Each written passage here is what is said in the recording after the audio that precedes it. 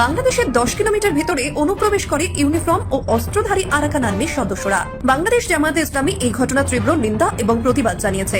বাংলাদেশের পার্বত্য চট্টগ্রাম অঞ্চলে আরাকান আর্মি প্রবেশ করে গেছে। এটা ভয়ঙ্কর বাংলাদেশের মানুষের জন্য, এটা বাংলাদেশের সেনাবাহিনীর জন্য ভয়ঙ্কর খবর। সকল জল্পনা কল্পনার অবসান ঘটিয়ে বাংলাদেশের মধ্যে আওয়ামী লীগের অনেক শীর্ষস্থানীয় নেতা দেশে আসবেন। ভারত থেকে এইমাত্র সরাসরি ডক্টর ইউনূস কিংবা বাংলাদেশের অন্তর্বর্তীকালে সরকারকে সরাসরি হুমকি দিলেন। কি সেই হুমকি? বাংলাদেশ আর ভারতের সম্পর্ক টোটালি থাকছে না। থাকছে না মানে কি? ভারতের সীমান্ত দিয়ে, ভারতের আকাশপথ দিয়ে ভারত থেকে চাল আসবে না, ভারত থেকে ডাল আসবে না, ভারত থেকে কিছুই আসবে না। তাহলে কি পরের টার্মটা সার্জিসের? আপনি তো দেখেন হঠাৎ করে সার্জিস নাই, খেয়াল করছেন? টেলিভিশনে সার্জিসের সাক্ষাৎকার আসে না, হাসনাত টিভিতেও গণমাধ্যমগুলোতেও হাসনাতকে রিপোর্ট করা হয় যে কোনো সময় সার্জিসকেও দল থেকে সাময়িক বহিষ্কার করা হতে পারে। কারণ তারেক রহমান জেনারেল ওয়াকারকে একটি প্রস্তাব দিয়েছেন। তারেক রহমানের সাথে জেনারেল ওয়াকারের এই ফোন আলাপটা খুব গুরুত্বপূর্ণ এবং তারেক রহমান তিনি একটি প্রস্তাব দিয়েছেন যে জাতিসংঘের শান্তি রক্ষা মিশনে অংশগ্রহণের লোভনীয় অফার কি বাংলাদেশের জন্য শেষ হতে যাচ্ছে? রুটিন সফরে এসে কি এই বার্তাটাই দিয়ে গেলেন যে জাতিসংঘ থেকে সেনাবাহিনীকে ক্লোজ করতে হবে, বাংলাদেশের সশস্ত্র বাহিনীকে ক্লোজ? আসসালামু আলাইকুম এভরিওয়ান, সবাই কেমন আছেন? আশা করছি সবাই ভালো এবং সুস্থ আছেন। ভিডিওর টাইটেল এবং থাম্বনেল দেখে আপনারা ইতিমধ্যে বুঝতে পেরে গিয়েছেন ভিডিওটি কতটা গুরুত্বপূর্ণ হতে যাচ্ছে। সো সম্পূর্ণ পুরো বিষয়টি দেখার জন্য ভিডিওটি এক মুহূর্ত না টেনে সম্পূর্ণ দেখে আসুন। তবে চলুন শুরু করি। দর্শক বন্ধুরা, এই ভিডিওটি অত্যন্ত স্পেশাল বাংলাদেশের সকল শ্রেণীর মানুষের জন্য। সেটি হচ্ছে ভারত থেকে এইমাত্র সরাসরি আপনার বা ভারত সরকার থেকে সরাসরি ডক্টর ইউনূস কিংবা বাংলাদেশের অন্তর্বর্তীকালে সরকারকে সরাসরি হুমকি দিলেন। কি সেই হুমকি? দর্শক বন্ধুরা, সবার আগে আমি আপনাদেরকে বলে নেই যেটা নাকি আমাদের বাংলাদেশের গুরুত্বপূর্ণ। আমি 4 থেকে 5 মিনিটের ভিতরে এই ভিডিওটা শেষ করে দিব। নাম্বার 1 হচ্ছে ফারাক্কার বাঁধকে নিয়ে। ফারাক্কা বাঁধের পানি আমাদের বাংলাদেশকে আর মেপে দিবে না, কিংবা বাংলাদেশের অনুমতি নিয়ে আর ফারাক্কা বাঁধের পানি ভারত সরকার ছাড়বে না। ভারত সরকারের যখন মন চাবে বা ভারত সরকারের জনগণের কল্যাণের দিকে তাকিয়ে ভারতের যখন মন চাবে ফারাক্কা বাঁধের পানি ছেড়ে দিবে, পুনরায় আবার বন্ধ করবে। উল্টো দিকে আমরা বাঙালিরা যেমন শ্রীলঙ্কা থেকে, নেপাল থেকে, তারপর হচ্ছে আপনার চীন থেকে যে সমস্ত পণ্য ভারত সীমান্ত হয়ে আমাদের বাংলাদেশে ঢুকতো সেই সীমান্ত আটকে দিল। শুধু এটাই না, বর্তমান ভারত আর বাংলাদেশের সম্পর্কটা হবে পুনরায় পাকিস্তানের মতো। পাকিস্তানের মতো ভারত কেন বললো? যেমনটা আপনার শেখ হাসিনা সরকার থাকাকালীন কিংবা বিএনপি সরকার থাকাকালীন পাকিস্তানের সাথে বাংলাদেশের সম্পর্কটা যেমন ছিল ঠিক তেমন হতে যাচ্ছে ভারতের সাথে। তার মানে কি? বাংলাদেশ আর ভারতের সম্পর্ক টোটালি থাকছে না। থাকছে না মানে কি? ভারতের সীমান্ত দিয়ে, ভারতের আকাশপথ দিয়ে ভারত থেকে চাল আসবে না, ভারত থেকে ডাল আসবে না, ভারত থেকে কিছুই আসবে না। অন্যদিকে পাকিস্তানের সাথে কেন তুলনা করলো? কারণ পাকিস্তানের সাথে 53 বছর আমাদের বাংলাদেশের সাথে কোনো সম্পর্ক ছিল না। ঠিক তেমনটাই করতে যাচ্ছে ভারত। আপনি যদি ভাই এটা দেখেন, এটা কখনোই কোনো ভালো খবর হতে পারে না, কখনোই একটা দেশের জন্য ভালো খবর হতে পারে না। যদি আপনি প্রথম দিকে তাকান, এই যে মনে করেন ফারাক্কার বাঁধ, এখন যদি ভারত ফারাক্কার বাঁধ মানে ফারাক্কা বাঁধের পানি ছেড়ে দেয়, তাহলে আমরা বাঙালিরা কি বাঁচতে পারবো? বলেন তো। বন্যা তো পুনরায় চলে আসলো। অন্তর্বর্তীকালে সরকার না ফারাক্কা বাঁধের আরেকটা মনে নির্মাণ করে কোথায় করলো? করছে? নির্মাণ তো করে নাই।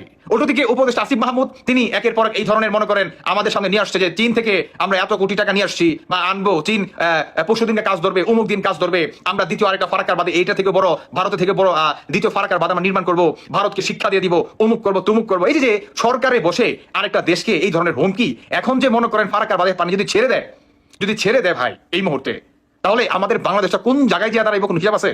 কোনো হিসাব আছে?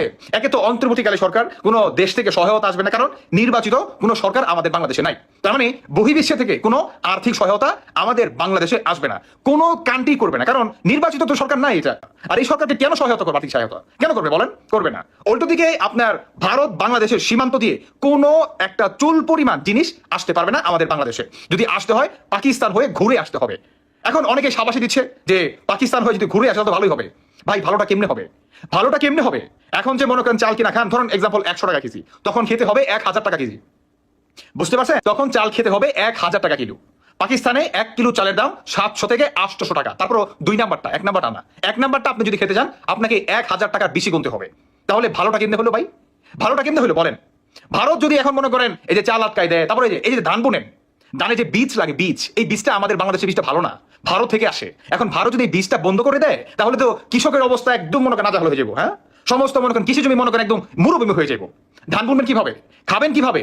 এত কোটি কোটি মানুষের মুখে এই দিবেন কিভাবে? অনাহাকিমে দিবেন বলেন? 2 মুঠো ভাত কিভাবে তুলে দিবেন? পারবেন তুলে দিতে? পারবেন না তো। যে নাকি রাজমিস্ত্রি কাজ করে খায়, যে নাকি রিক্সা চালায় খায়, তার মুখে আপনি কিভাবে খাবার দিবেন বলেন? আপনি যখন বলবেন যে পাকিস্তান হয়ে ঘুরে আসবে চাল ডাল, হ্যাঁ, তাহলে সাধারণ মানুষ বাঁচবে কিভাবে বলেন? কিভাবে বাঁচবে? আর পুনরায় ফারাক্কাবাদের হুমকি তো আছেই ভাই। এবং চিকেন নেক বলেন, শিলিগুড়ি বলেন, কোন দিক দিয়ে আপনার ভারত বর্তমান বাংলাদেশের সাথে সম্পর্ক রাখবে না, মানে টোটালি একদম কি বন্ধ, মানে পুরো বর্ডার দিয়ে দিচ্ছে তালামারা। এই মুহূর্তে ভারত বাংলাদেশ সীমান্তরে প্রায় আপনার 1 থেকে 1,500 সৈনিক তারা নিয়ন্ত্রণে করে রাখছে ভারত সরকার। তাহলে বোঝেন বর্তমান ভারত কি খেপাটা খেপছে। আমাদের বাংলাদেশের অন্তর্বর্তীকালীন সরকার এই বিষয়ে কি পদক্ষেপ নিবে বলেন, কি পদক্ষেপ নিবে? সকল জল্পনা কল্পনার অবসান ঘটিয়ে কোরবানের পরপরই বাংলাদেশের মধ্যে আওয়ামী লীগের অনেক শীর্ষস্থানীয় নেতা দেশে আসবেন এবং মধ্যম অবস্থার অনেক নেতা দেশে কোরবানের আগে হয়তো ফিরে আসতে পারে। কারণ আওয়ামী লীগের অনেক নেতার নামে এখন মামলা নেই, হয়তো অনেকের নামে মামলা আছে। যাদের নামে মামলা আছে তারা দেশে ফিরতে একটু চিন্তা করতেছে মামলা থাকার কারণে। আর যাদের অনেকে ভয়ে পালিয়ে গিয়েছে, এখন যাদের নামে মামলা নাই তারা চিন্তা করছে দেশে ফিরে অন্তত জনগণের জনকল্যাণমূলক কাজ করে অন্তত আওয়ামী লীগকে গড়ে তুলতে হবে। সে কারণে তারা খুব শীঘ্রই দেশে ফিরে আসছে এবং অনেক শীর্ষস্থানীয় নেতা কোরবানের পরপরই দেশে ফিরে আসবে। কেন? রাজনীতিবিদদের জন্য হয়তো রাজপথ, না হয় জেল। কারণ এখন অনেক শীর্ষস্থানীয় নেতা কি জেলে নেই? অবশ্যই জেলে আছে। তারা রাজপথ না হয় জেলকে বেছে নিয়েছে। হয়তো যখন 5 আগস্টের পরবর্তী সময় এমন খারাপ পরিস্থিতি ছিল তাদের জীব রক্ষার্থে তারা হয়তো একটু সেভে ছিল, এর পরবর্তী সময় অ্যারেস্ট হয়ে এখন জেলে আছে। রাজনীতি এমনই, রাজনীতি করতে হলে লাইফ রিস্ক আছে, ফ্যামিলি রিস্ক আছে, কিছু সময় জীবন বাঁচাতে পালিয়ে থেকে সেভ হতে হয়। সেটাই অনেক শীর্ষস্থানীয় নেতা করেছে। কেউ দেশে থেকে সেভ হয়েছে, পরবর্তীতে অ্যারেস্ট হয়েছে, কেউ বিদেশে চলে গিয়েছে। কিন্তু এখন বাংলাদেশের যে প্রেক্ষাপট, বাংলাদেশকে রক্ষা করতে হলে, আওয়ামী লীগকে রক্ষা করতে হলে দেশে যারা আছে তারা সহ এবং বিদেশে যে সকল শীর্ষস্থানীয় নেতা এবং মধ্যম অবস্থায় যে সকল নেতারা আছে তারা দেশে ফিরে আসতে হবে। অনেক তথ্য মতে শুধু আওয়ামী লীগের সিনিয়র পর্যায়ের নেতা আছে ইন্ডিয়াতে 1.5 থেকে 2 লাখের মতো। 1.5 থেকে 2 লাখ তো বাংলাদেশের জেলখানার কারাগারেই তো জায়গা নাই। সারা বাংলাদেশে আছে 70 থেকে 80 হাজার কয়েদি সহ, হাজতি সহ। তো ওইখান থেকে যদি শুধু ইন্ডিয়া থেকে 50 লাখ শীর্ষ পর্যায়ের বিভিন্ন জেলার নেতারা আসে, সকলের কি অ্যারেস্ট করতে পারবা? সকলের নামে কি মামলা আছে? আবার এখনো তো জেলের মধ্যে 60 থেকে 70 হাজার লোক গ্রেপ্তার আছে। শুধু আওয়ামী লীগেরও তো 50 হাজার আছে। তো রাখার জায়গা কোথায়? সো ক্যালকুলেশনের রাজনীতি করলে আমাদেরকে ঠেকিয়ে রাখতে পারবে না। আজকে গণ অধিকার পরিষদের রাশেদের একটা বক্তব্য দেখলাম, আওয়ামী লীগ চুনোপুটি দল না, যে ধাক্কা দিলেন হারিয়ে গেল। আওয়ামী লীগ বড় শক্তি বাংলাদেশের। সকলের মুখ দিয়ে আস্তে আস্তে কথাগুলো বাইর হচ্ছে, মেনে নিতে বাধ্য। রুমিন ফারানো এরকম অনেক কথা বলছে, বিএনপির লোকেরও বলছে, উপায় নেই। কথা বুঝেন নাই? বৃক্ষ তোমার নাম কি বললে পরিচয়। আওয়ামী লীগ কি জিনিস সে অনেক আগে পরিচয় হয়ে গিয়েছে। যে বাংলাদেশ আওয়ামী লীগের নেতৃত্বে বাংলাদেশের সৃষ্টি, সে আওয়ামী লীগকে দুর্বল হবার কোনো অবকাশ নেই। সেটাই তারা বলতেছে, আর এটা বলতে বাধ্য হচ্ছে, কিছু করার নাই। এইরকম কোনটা অবস্থা আওয়ামী লীগের শক্তি জানান দিয়ে যাচ্ছে। তাই একটু অপেক্ষা করেন। আওয়ামী লীগের অনেক নেতাই কোরবানের আগে দেশে ফিরছে এবং অনেক শীর্ষস্থানীয় নেতা কোরবানের পরে দেশে ফিরবে। গত 16 ও 17 এপ্রিল ইউনিফর্ম ও অস্ত্রধারী আরাকান আর্মি বাংলাদেশের বান্দরবান জেলার থানচি উপজেলার তিনটু ইউনিয়নের রেমাক্রিমুখ এলাকায় বাংলাদেশের 10 কিলোমিটার ভিতরে অনুপ্রবেশ করে বলে অভিযোগ। আর এই অভিযোগ করেছে স্বয়ং জামায়াতে ইসলামী, যারা এই মুহূর্তে বাংলাদেশের তদারকি সরকারের চালিকা শক্তি। তারাই তাদের ফেসবুক পেজে অভিযোগ করে বাংলাদেশের 10 কিলোমিটার ভিতরে অনুপ্রবেশ করে ইউনিফর্ম ও অস্ত্রধারী আরাকান আর্মির সদস্যরা। স্থানীয় উপজাতিদের নিয়ে জলকেলি উৎসব পালন করেছে তারা। বাংলাদেশ জামায়াতে ইসলামী এই ঘটনা তীব্র নিন্দা এবং প্রতিবাদ জানিয়েছে। শুধু তাই নয়, এক ফেসবুক পোস্টে জামায়াতে ইসলামী জানিয়েছে বাংলাদেশের সীমানার 10 কিলোমিটার ভিতরে অনুপ্রবেশ করে উৎসব করার মাধ্যমে তারা মূলত বাংলাদেশের স্বাধীনতা সার্বভৌমত্বের প্রতি বৃদ্ধাঙ্গুল প্রদর্শন করেছে। এই ঘটনা আমাদের স্বাধীনতা ও সার্বভৌমত্বের উপর এক মারাত্মক হুমকি এবং উদ্বেগজনক। যদিও এই বিষয়ে বাংলাদেশের তদারকি সরকার এখনো কোনো মন্তব্য করেননি, তবে বাংলাদেশি মিডিয়ায় এই ঘটনা নিয়ে তোলপাড় চলছে। ইতিমধ্যে সোশ্যাল মিডিয়ায় বহু ভিডিও ভাইরাল হয়েছে। সেখানে দেখা যাচ্ছে বাংলাদেশের পতাকার পাশে জ্বলজ্বল করছে আরাকান আর্মির পতাকা। তবে কেউ কেউ দাবি করছেন পরবর্তী সময়ে এই এলাকায় বাংলাদেশের পতাকা খুলে নেওয়া হয়েছে আরাকান আর্মির নির্দেশে। ঠিক কি হয়েছিল? জানা গিয়েছে গত 16 এবং 17 এপ্রিল বাংলাদেশের বান্দরবান সীমান্তের 10 কিলোমিটার ভিতরে অবৈধভাবে অনুপ্রবেশ করে মিয়ানমারের বিদ্রোহী জনগোষ্ঠী আরাকান আর্মির একদল সশস্ত্র সদস্য।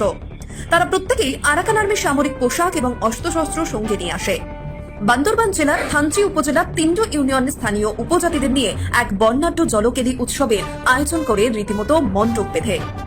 জানা যাচ্ছে দুদিনের এই অনুষ্ঠানে হাজির ছিলেন থানচি উপজেলা বিএনপি ও সদস্য, বান্দরবান জেলা পরিষদের সদস্য, 1 নম্বর রেমাক্রি ইউনিয়নের চেয়ারম্যান, 2 নম্বর তিনটু ইউনিয়ন পরিষদের সাবেক চেয়ারম্যান, জেএসএস যুব সমিতির সভাপতি ও মারমা প্রতিনিধিরা।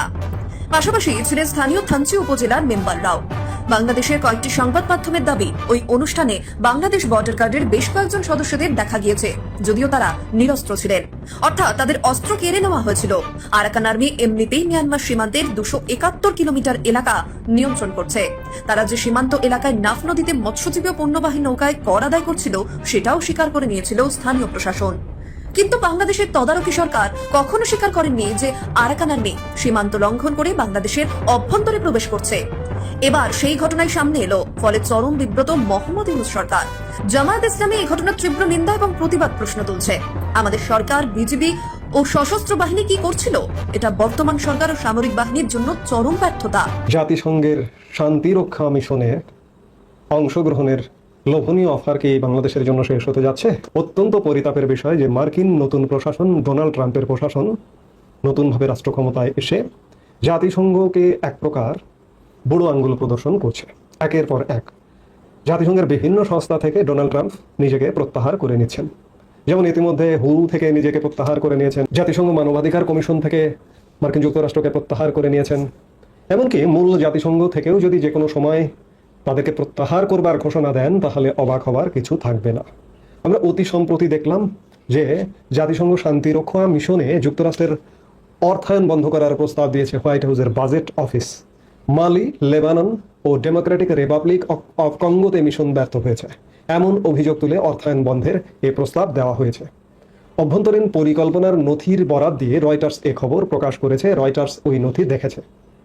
জাতিসংঘের সবচেয়ে বেশি, আমি শুরুতে যেটি বললাম, সবচেয়ে বেশি অর্থ দেয় ওয়াশিংটন, এরপরে চীনের অবস্থান। জাতিসংঘের নিয়মিত যে মূল বাজেট, সেই বাজেটের 22% দেয় মার্কিন যুক্তরাষ্ট্র।